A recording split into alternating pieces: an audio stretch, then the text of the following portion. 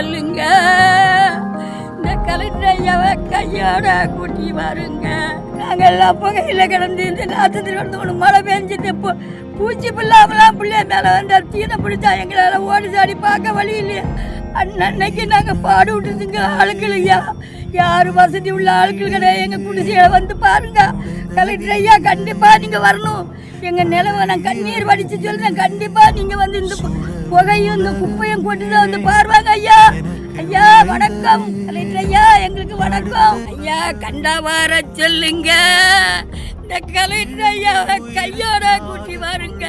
எங்க நிலைமையை பார்க்கறதுக்கு கண்டா வர சொல்லுங்க.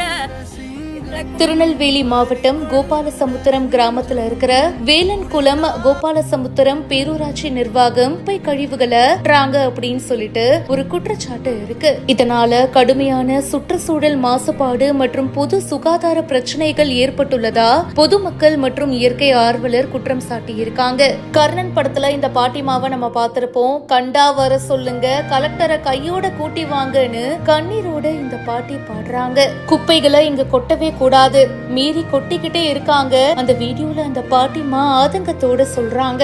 இந்த விஷயம் அதிர்ச்சியை ஏற்படுத்தி இருக்கு. பாட்டிமா அழும்போது நம்மளோட கண்ணையும் ஆட்டோமேட்டிக்கா கண்ணீரை வர வைக்குது. எவ்வளவோ நாங்களும் சொல்லி பார்த்தோம். இன்னைக்கு வேற சொல்லி குப்பையை கொண்டு தட்டாதாங்க, கொண்டு தட்டுதாவா. மாடு ஆடு கோழிகளை உரிச்சி அதில் கொண்டு போடும்போது கிழக்க மர காத்தடிச்சா மக்களுக்கு சின்ன பிள்ளைகள்லாம் தூங்காமல் அதுகளுக்கு நோய் நொடி வருது. கண்டிப்பாக நீங்கள் அரசாங்கம் வந்து எங்களுக்கு நிவர்த்தி ஆக்கி தரணும்.